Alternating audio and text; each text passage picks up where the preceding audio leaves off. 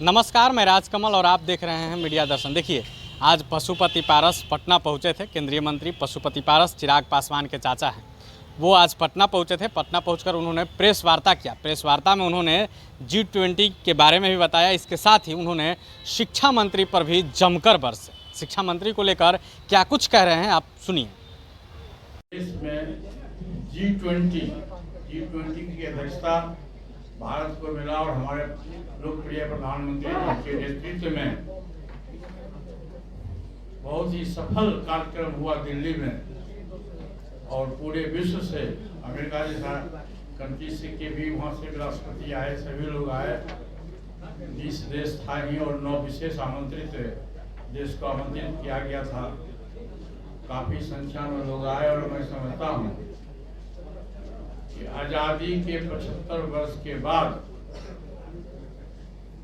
दिल्ली में इस तरह का आयोजन हुआ और बिल्कुल शांतिपूर्वक आयोजन हुआ। और उसी में हमारे जितने हम लोग भारत सरकार के मिनिस्टर थे, जितने senior secretary, governor, chief minister, उनकी बिहार के भी चीफ मिनिस्टर नीतीश जी भी गए थे, झारखंड के भी चीफ मिनिस्टर गए थे। और कभी बहुत ही अच्छे वातावरण में आयोजन हुआ और सफल आयोजन हुआ। और उस दिन लग रहा था कि जैसे हम लोग बच्चे में पढ़ते थे स्कूल में, तो जो शिक्षक का की जो भूमिका होती है, टीचर्स छात्रों के साथ में, उसी तरह से हमारे प्रधानमंत्री जी की भूमिका थी उस समारोह में, समारोह की अध्यक्षता करने के क्रम में। तो ये बहुत ही खुशी की बात है।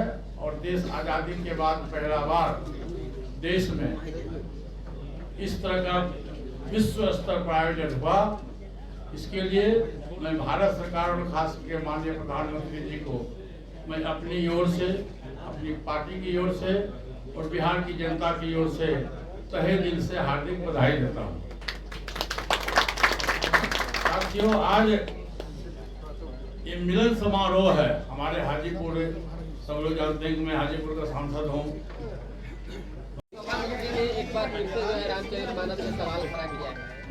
शिक्षा मंत्री जी एक बार नहीं किए, अनेकों बार किए हैं, दर्जनों बार किए हैं और उनकी आदत सी हो गई है। इसके पहले भी रामचरितमानस पर भी उन्होंने विवाद खड़ा किया। अभी आप शिक्षा विभाग में देखिएगा, बिहार में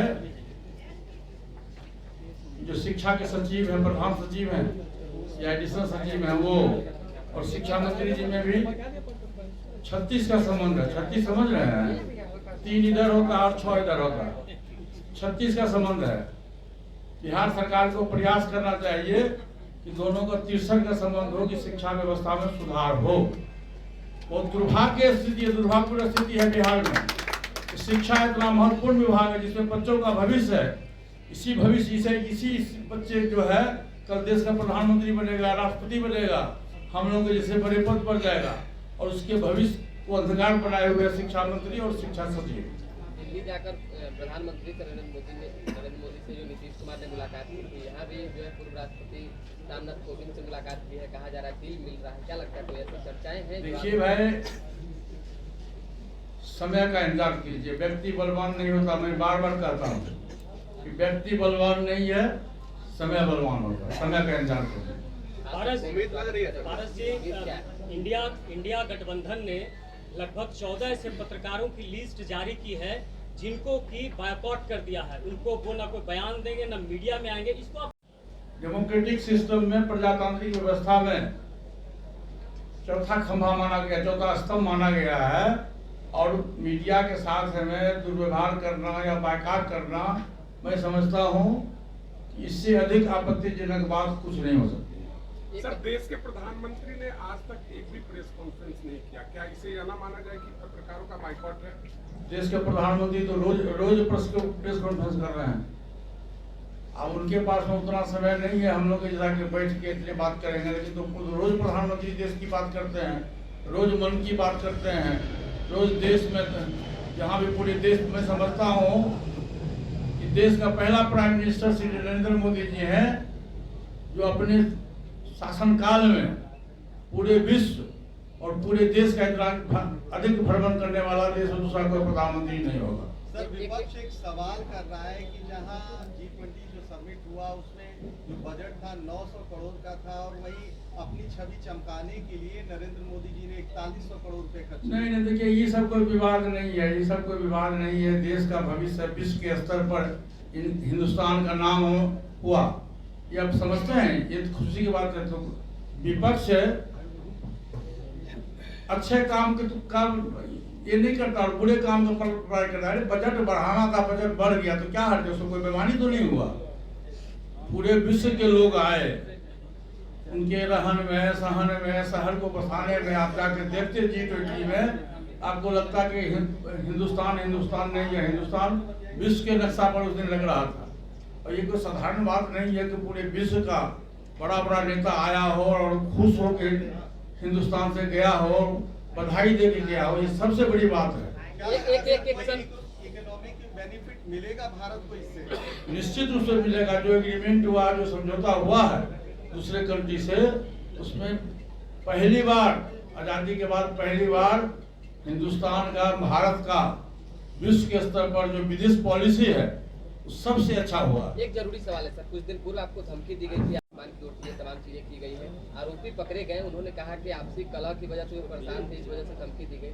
अब भी आपका संदेह है? आप देखिए, आप लोग प्रेस मीडिया के साथी से मैं हाथ जोड़ के कहता हूँ कि आप लोग गलत बयानी नहीं करिए। मैंने कभी जिसके नाम की अब चर्चा आपने किया, मैंने कभी नहीं कहा कि उसका हाथ। आपके पार्टी ने भी कहा? नहीं, किसी ने नहीं कहा कि उसने। पहले सुन लीजिए आप, जिस व्यक्ति ने टेलीफोन किया उस व्यक्ति ने उसका नाम लिया, न कि मेरे पार्टी के कोई सदस्य नाम लिया। आप समझ रहे हैं? जिस व्यक्ति को उसका लिखित मेरे पास में थाना में जो FIR हुआ है, उसने थाना में भी बयान दिया है। दिल्ली के थाना में भी 4 दिन थाना में उसका बयान लिया गया, उसका फोटो है, उसका सब कुछ है। उस बयान में उसने कहा हमारी पार्टी के लोग, और मैंने कभी नहीं कहा, जब तक मैं अपने आंख से किसी को नहीं देखूंगा तब तक मैं किसी पर आरोप प्रत्यारोप नहीं लगाता हूँ। मेरा ये नेचर नहीं है।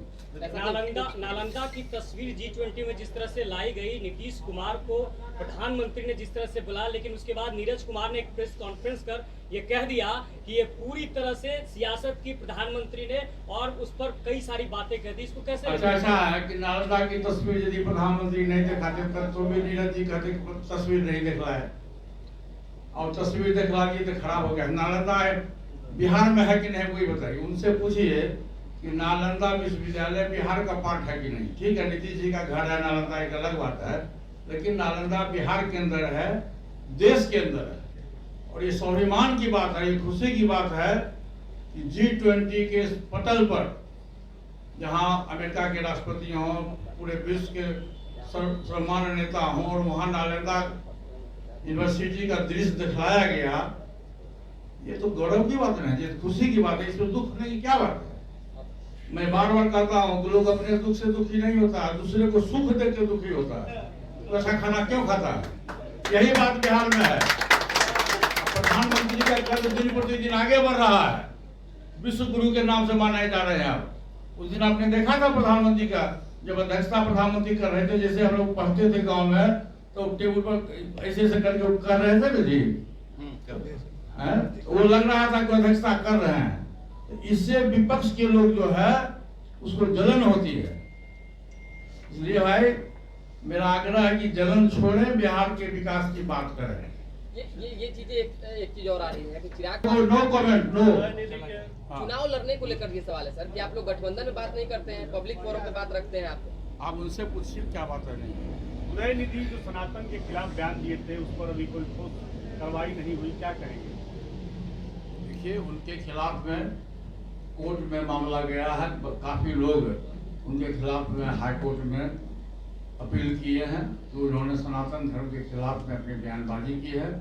सनातन धर्म के खिलाफ में जो बयानबाजी स्टालिन जी का हुआ है वो 100% असंवैधानिक है और मर्यादा के विपरीत है। इसलिए उनको पूरे देश के लोगों से क्षमा मांगना चाहिए। तो आपने पशुपति पारस को सुना, उन्होंने G20 समेत शिक्षा मंत्री एवं तमाम मुद्दों पर कहा। हालांकि लोकसभा चुनाव को लेकर क्या कुछ चल रही है उस पर भी उन्होंने कहा। फिलहाल आगे की तमाम खबरों के लिए बने रहे मीडिया दर्शन के साथ।